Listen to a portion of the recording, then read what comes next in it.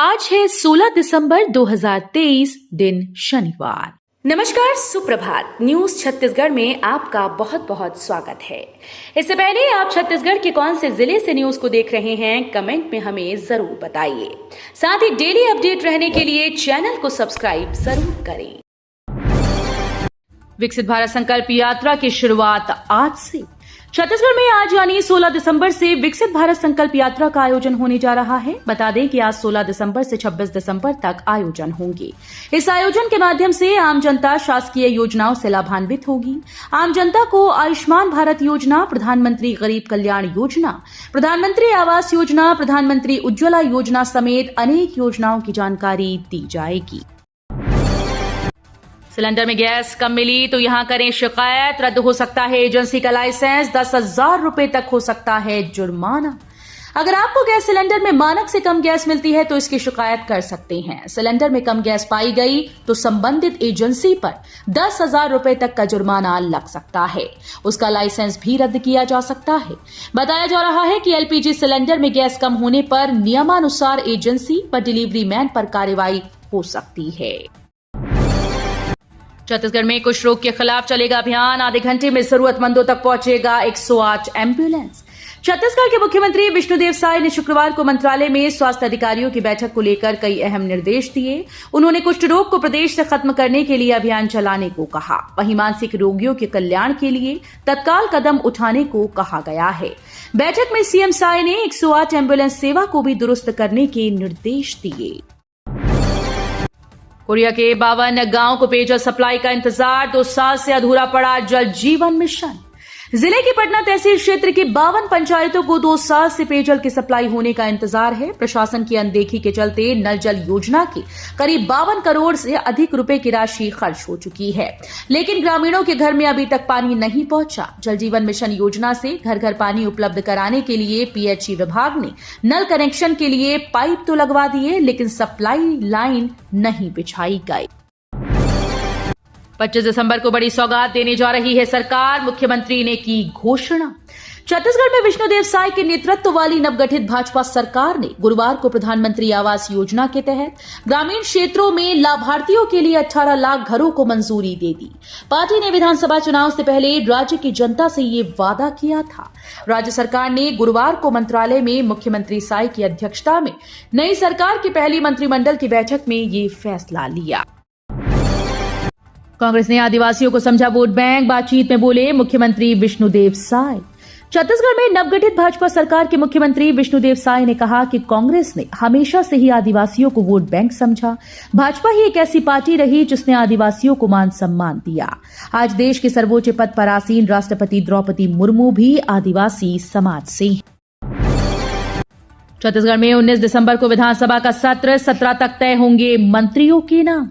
छत्तीसगढ़ के नए मुख्यमंत्री विष्णुदेव साय ने गुरुवार को कैबिनेट की बैठक ली। इसी बैठक के दौरान 19, 20 और 21 दिसंबर को विधानसभा का सत्र का प्रस्ताव भी रखा गया, जिसमें प्रोटेम स्पीकर और उसके बाद शपथ होगी। ये जानकारी बैठक के बाद डिप्टी सीएम विजय शर्मा ने दी। पार्टी के उच्च स्तरीय सूत्रों का कहना है कि मुख्यमंत्री साय कैबिनेट का विस्तार 17 दिसंबर तक हो जाएगा। इसके लिए एक नई सूची तैयार कर ली गई। 4 आईपीएस बनेंगे डीजीपी की दौड़ में अरुण देव गौतम आगे। भारतीय पुलिस सेवा के वरिष्ठ अधिकारी पवन देव, अरुण देव गौतम, हिमांशु गुप्ता और एसआरपी कल्लूरी जल्द ही डीजी के पद पर पदोन्नत हो जाएंगे। दरअसल पदोन्नति की पात्रता रखने वाले ये चारों अधिकारी वर्तमान में एडीजी के पद पर कार्यरत हैं। जनवरी 2023 में 30 साल की सेवा पूरी करने पर ये डीजी पद के लिए पात्र हो जाएंगी। रात में कपा रही ठंड, न्यूनतम तापमान में लगातार गिरावट दर्ज। सर्दी ने अपना असर दिखाना शुरू कर दिया है। रात में सर्द हवाओं के साथ ठंड कपा रही है। सुबह गुनगुनी धूप खूब भाने लगी है। दिन भर मौसम शुष्क बना हुआ है। पर्यटकों के साथ आमजन को ये मौसम बहुत पसंद आ रहा है। सभी का दिल हड़िप्पा बोल रहा है। मौसम वेधशाला के मौसम विज्ञानी डॉक्टर एचपी चंद्रा के मुताबिक प्रदेश में ठंडी हवाओं का आगमन होने लगा है। छत्तीसगढ़ से 20,000 से ज्यादा लोग नववर्ष की छुट्टियां मनाने जाएंगे यूरोप। पिछले वर्षों में कोरोना काल के चलते नववर्ष में बाहर छुट्टियां मनाने जाने वालों की संख्या में कमी आई थी। बाहर जाने वाले यात्रियों में अब लगातार बढ़ोतरी हो रही है। इस बार प्रदेश भर से नववर्ष पर लगभग 20,000 से ज्यादा लोग बाहर छुट्टियां मनाने जाएंगे। पिछले वर्ष की तुलना में इस वर्ष बाहर जाने वाले लगभग 20% ज्यादा यात्री हैं। Travel agent association of India की पूर्व अध्यक्ष कीर्ति व्यास ने बताया कि अब ट्रैवल्स कारोबार पटरी पर लौट आया है। दुर्ग में अतिक्रमण से प्रभावित लोगों के लिए होगी व्यवस्था, भिखारियों को भी मिलेगा योजनाओं का लाभ।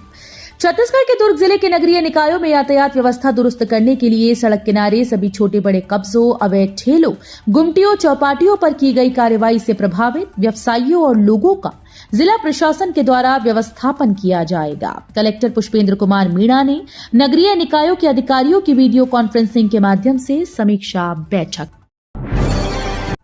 कैबिनेट विस्तार में देरी पर कांग्रेस ने उठाया सवाल, कहा 5 साल सरकार नहीं चला पाएगी बीजेपी। छत्तीसगढ़ में 13 दिसंबर को विष्णुदेव साय ने मुख्यमंत्री पद की शपथ ली। इसके साथ अरुण साव और विजय शर्मा ने डिप्टी सीएम पद की शपथ ली, लेकिन 2 दिन बीत जाने के बाद भी कैबिनेट के बाकी मंत्रियों के नाम जारी नहीं किए गए। इसको लेकर कांग्रेस ने बीजेपी पर तंज कसना शुरू कर दिया। कांग्रेस ने तो यहां तक दावा कर दिया कि बीजेपी 5 साल तक अपनी सरकार नहीं चला पाएगी। दरअसल छत्तीसगढ़ में 13 मंत्रियों के साथ कैबिनेट का गठन किया जा सकता है। छत्तीसगढ़ पुलिस में कांस्टेबल के 6,000 पदों पर वैकेंसी। छत्तीसगढ़ पुलिस मुख्यालय नवा रायपुर ने 5,967 पदों के लिए नोटिफिकेशन 4 अक्टूबर 2023 को जारी किया था। मुख्यालय द्वारा छत्तीसगढ़ सशस्त्र बल में 133 वैकेंसी के लिए 6 अक्टूबर को नोटिस जारी हुआ था। इन दोनों ही भर्तियों के लिए आवेदन प्रक्रिया 20 अक्टूबर से शुरू की गई थी। रामविचार नेताम होंगे छत्तीसगढ़ विधानसभा के प्रोटेम स्पीकर।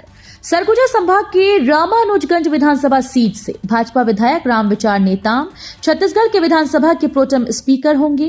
19, 20 और 21 दिसंबर को विधानसभा का शीतकालीन सत्र होगा, जिसमें नेताम सभी नवनिर्वाचित विधायकों को शपथ दिलाएंगे। बता दें कि विधायक रामविचार नेताम ने कांग्रेस प्रत्याशी डॉक्टर अजय तिर्की को 29,638 वोट से हराया है। प्रदेश की पंचायतों में 19 को होगी ग्राम सभा की बैठक। भारत सरकार के पंचायती राज मंत्रालय द्वारा पूर्व वर्षों की भांति इस वर्ष भी वित्तीय वर्ष 2024-25 के लिए जिला पंचायत, जनपद पंचायत और ग्राम पंचायत विकास योजना निर्माण के लिए जन योजना अभियान 2023-24 का आयोजन किया जा रहा है। 2 अक्टूबर 2023 से 31 मार्च 2024 तक अभियान के दौरान जिला पंचायत, जनपद पंचायतों, ग्राम पंचायत में क्रमशः सामान्य सभा व ग्राम सभा का आयोजन कर वित्तीय वर्ष 2024-25 के लिए कार्य योजना का निर्माण किया जाना है। कांग्रेस ने भाजपा पर लगाया वादा खिलाफी का आरोप। कांग्रेस ने विष्णुदेव साय की सरकार की पहली ही कैबिनेट की बैठक में लिए गए निर्णयों के बाद वादा खिलाफी का आरोप लगाया। कांग्रेस ने धान खरीदी, ऋण माफी और महतारी वंदन पर कोई फैसला न लेने पर निराशा जताई है। रवि उप्पल को 1 सप्ताह में लाया जाएगा भारत। महादेव सट्टा ऐप के संचालक रवि उप्पल की गिरफ्तारी के बाद अब कई और बड़े नाम सामने आ सकते हैं। रवि उप्पल को पूछताछ के लिए ईडी रायपुर ला सकती है। जानकारी के अनुसार 1 सप्ताह के भीतर उसे भारत लाया जाएगा। इसके बाद ईडी रायपुर में जेल में बंद आरोपितों के आमने सामने बैठाकर पूछताछ कर सकती है। राजनीति से जुड़े लोगों और प्रशासनिक अधिकारियों के नामों का राज फाश हो सकता है। राज्य स्तरीय एथलेटिक्स प्रतियोगिता में समीर, संजीव और अंजू ने मारी बाजी। अंतर परिक्षेत्र महाविद्यालय राज्य स्तरीय एथलेटिक्स प्रतियोगिता में 100 व 200 मीटर दौड़ में समीर और 400 मीटर में संजीव ने बाजी मारी। वहीं 5000 मीटर में मनीष विजेता रहे। इस तरह महिला वर्ग में आयोजित 100 मीटर दौड़ में अंजू, 400 मीटर में प्रथम भगवती को जीत मिली। सभी इवेंट होने के बाद प्रतियोगिता का विधिवत समापन किया गया। सीएम साय के साथ बैठक में भूपेश सरकार के करीबी अफसरों की जब बढ़ने लगी धड़कनें। भूपेश सरकार के करीबी रहे अफसरों ने गुरुवार को राहत की सांस ली। दरअसल मुख्यमंत्री विष्णुदेव साय की अध्यक्षता में मंत्रालय महानदी भवन में विभिन्न विभागों की बैठक हुई। इस दौरान मुख्यमंत्री साय ने कहा कि शासन और प्रशासन विकास की गाड़ी के 2 पहिए हैं। हम सब मिलकर राज्य को आगे बढ़ाएंगे। रेलवे स्टेशन में फिर शुरू हुआ अवैध वेंडिंग का खेल। रायपुर रेलवे स्टेशन में कुछ दिनों की जांच व सख्ती के बाद फिर से अवैध वेंडिंग का खेल शुरू हो गया। दरअसल स्टेशन के अधिकारियों की मिली भगत से ये सब चल रहा है। मंडल के जिम्मेदारों के पास लगातार इसकी शिकायत आ रही है, लेकिन कार्रवाई के नाम पर केवल खानापूर्ति की जा रही है। पिछले दिनों रेलवे खानपान सेवा ठेकेदारी कर्मचारी कल्याण संघ ने रेलवे स्टेशन रायपुर में चल रहे अवैध वेंडिंग की शिकायत रेल मंडल के आला अधिकारियों को लिखित रूप से की थी। रायपुर के सबसे बड़े चर्च में क्रिसमस की तैयारी शुरू। ईसाई समुदाय के लिए दिसंबर का महीना बेहद खास होता है। 25 दिसंबर को प्रभु यीशु का जन्मदिन बड़े हर्षोल्लास के साथ मनाया जाता है और इस अवसर पर राजधानी रायपुर के ईसाई समुदाय के लोग तैयारियों में जुटे हैं। बैरन बाजार चर्च सहित शहर की अन्य चर्च भी क्रिसमस की तैयारी में जुटी हैं और शहर में क्रिसमस की खरीदारी भी शुरू हो गई है। क्रिसमस आइटम की दुकानें भी सज गई हैं। कर्ज वसूली का नोटिस मिलने के बाद किसान ने की खुदकुशी। जिला मुख्यालय से करीब 10 किलोमीटर की दूर कुकड़ा झोर में एक किसान ने सरकारी कर्ज से परेशान होकर खुदकुशी कर डाली। बताया गया कि किसान को कर्ज की वसूली के लिए 1,24,000 रुपए का नोटिस मिला था, जिसके बाद किसान ने ये कदम उठाया। मृतक किसान हीरू बढ़ई अपने 9 एकड़ खेत में धान की फसल बोई थी, जिसका उत्पादन महज 75 बोरी हुआ। इससे भी हीरू बढ़ई परेशान था। उसने अपने ही खेत में कीटनाशक दवा पीकर अपनी जान दे दी। ओवरलोड ट्रक रोकने पर युवकों ने टोल प्लाजा के मैनेजर की कर दी पिटाई। भोजपुरी टोल प्लाजा में ओवरलोड ट्रक रोकने पर कार सवार युवकों ने मैनेजर की पिटाई कर डाली। साथ ही अपनी कंपनी के ट्रक रोकने पर जान से मारने की धमकी दी। मैनेजर ने घटना की शिकायत हिर्री थाने में की। इस पर पुलिस ने जुर्म दर्ज कर मामले की जांच शुरू कर दी है। हिर्री क्षेत्र के भोजपुरी टोल प्लाजा के मैनेजर सुमित चौधरी ने मारपीट की शिकायत थाने में की।